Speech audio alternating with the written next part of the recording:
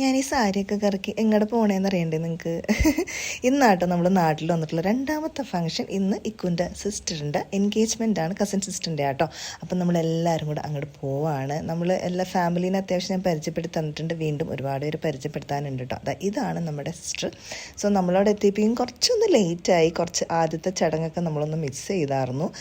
അതാട്ടോ ഇക്കുൻ്റെ അനീതി. അവളുടെ പേര് അലിഫ്ലാമി എന്നാണ്. അവൻ്റെ ചെക്കൻ്റെ പേര് അജ്മൽ എന്നാണ് കേട്ടോ. സോ ആദ്യത്തെ ആ ഒരു ചടങ്ങുകളും കാര്യങ്ങളൊക്കെ നടത്തുന്ന ഒരു തിരക്കായിരുന്നു ഞങ്ങൾ എത്തിയപ്പോഴേക്കും. പിന്നെ നമ്മുടെ ഫോട്ടോ സെഷനും കാര്യങ്ങളൊക്കെ വന്നപ്പോൾ അവളൊന്ന് പരിചയപ്പെടുത്തി ഞാൻ. അത് കഴിഞ്ഞ് നേരെ ഫുഡ് അടിക്കാൻ പോയി. നല്ല മട്ടൻ ബിരിയാണിയും പിന്നെ അങ്ങനെ കുറേ സംഭവങ്ങളൊക്കെ അവിടെ ഉണ്ടായിരുന്നു. ഫസ്റ്റ് തന്നെ ഐസ്ക്രീമും പുഡിങ്ങുമാണ് ഞാൻ എടുത്ത് കഴിച്ചത് ഫുഡ് കഴിക്കുന്നതിന് മുമ്പ്. പിന്നെയാണ് ഫുഡ് കഴിക്കാൻ പോയത്. നല്ല ടേസ്റ്റ് ഉണ്ടായിരുന്നു. പിന്നെ നല്ല വിശപ്പും ഉണ്ടായിരുന്നു. സോ എന്നിട്ട് നമ്മൾ നല്ലോണം ഫുഡൊക്കെ കഴിച്ച് പിന്നെ നേരെ നമ്മൾ വീണ്ടും ഹോളിലേക്കൊക്കെ പോയി. പിന്നെ നമ്മുടേതായ സ്വന്തം ഫോട്ടോ സെഷൻ ഉണ്ടാവുമല്ലോ. പിന്നെ ഇതും ഇക്കുൻ്റെ സിസ്റ്ററിൻ്റെ ഒരു മോനാട്ടോ.